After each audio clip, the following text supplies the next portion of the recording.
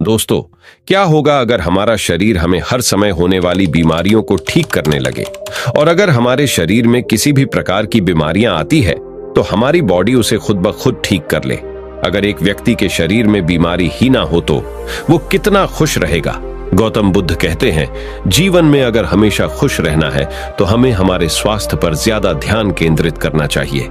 जितना शरीर अच्छा होगा उतना मन प्रसन्न रहता है। दोस्तों, गौतम बुद्ध ने मन को प्रसन्न करने और शरीर की सारी बीमारियों को खत्म करने के लिए कुछ उपाय बताए थे।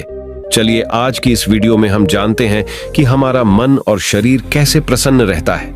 बुद्ध कहते हैं, अगर हमें अपने शरीर की सभी बीमारियों को दूर करना है तो सबसे पहले हमें अपना खुद का सम्मान करना चाहिए। महात्मा बुद्ध ने कहा है कि खुद का ध्यान रखने और खुद के प्रति सम्मान भाव रखना बेहद जरूरी है।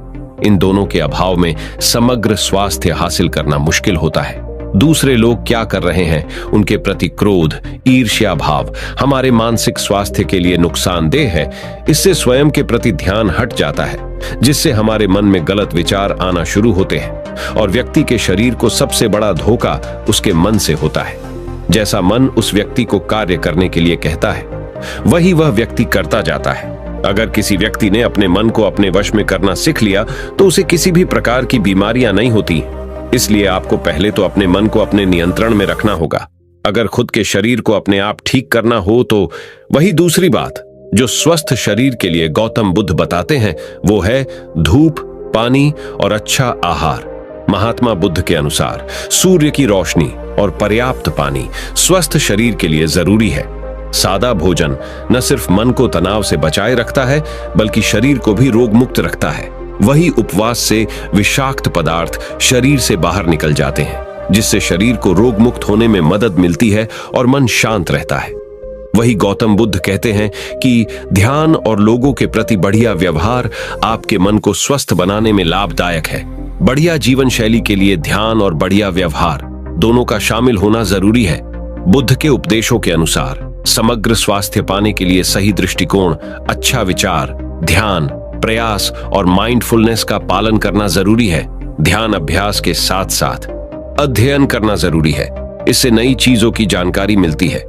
गौतम बुद्ध कहते हैं कि जितना हो सके उतना शरीर को स्वस्थ रखने की कोशिश करें। सभी लोगों को शरीर को स्वस्थ रखने की कोशिश करनी चाहिए। तंदुरुस्त और लचीला शरीर ही स्वस्थ दिमाग बनाता है।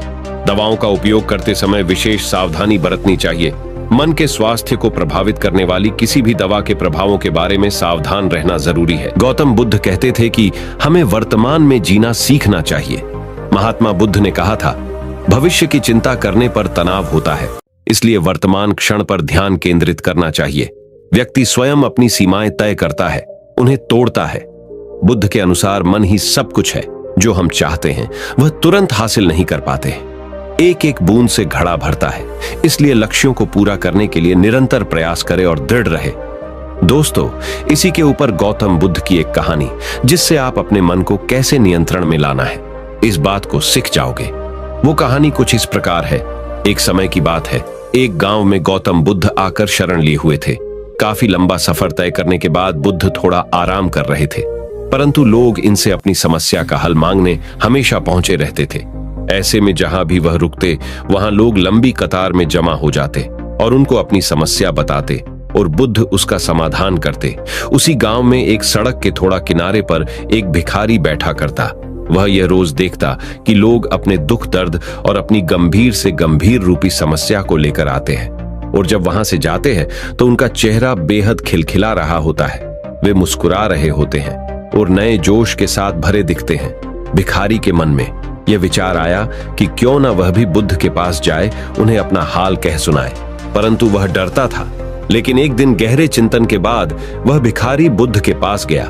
लोग लंबी लाइन में खड़े रहते और एक एक कर अपनी समस्या का समाधान लेकर वहां से चले जाते। ऐसे में गौतम बुद्ध के चेहरे पर सदा मुस्कान रहती और वे हमेशा इसी तरह समस्या का हल बताते।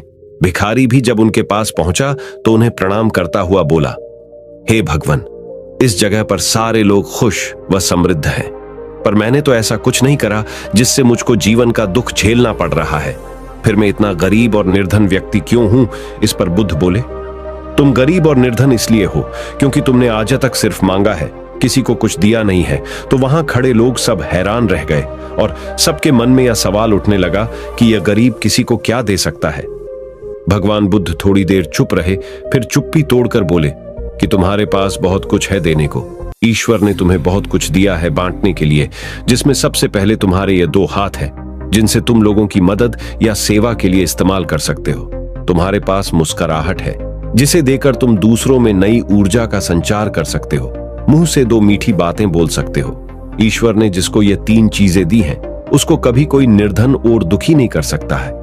निर्धन होने का विचार तो सिर्फ हमारे मन में पनपता है।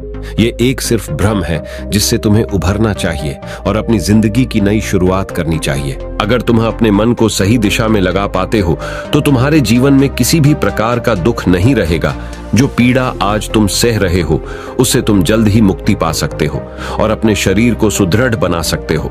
व्यक्ति का मन ही उसकी बीमारियों का कारण होता है।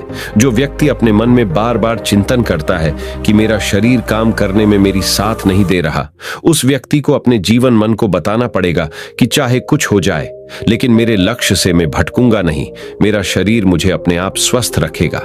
ऐसा अगर रोज अपने मन में कोई व्यक्ति चिंतन करता है तो उस इंसान को अपने बॉडी को सही करने में देर नहीं लगती। इसलिए हर समय तुम्हें अपने शरीर में होने वाली समस्याओं बताना है कि ये भी समय के साथ ठीक होंगी, जिससे तुम्हारा मन उचित कर्म करने में लगेगा।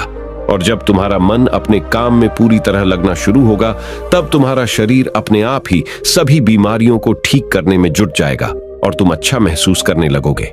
वही दोस्तों, गौतम बुद्ध की इस प्रेरणादायक कहानी को आप अपने मित्रों के साथ शेयर जरूर कीजिए, ताकि उन्हें भी गौतम बुद्ध के असल ज्ञान के बारे में पता चल सके। दोस्तों, वीडियो अगर आपको पसंद आया हो तो इस चैनल को सब्सक्राइब जरूर कर दीजिए और कमेंट बॉक्स में नमो बुद्धाय लिखना ना भूले। नमो बुद्धाय।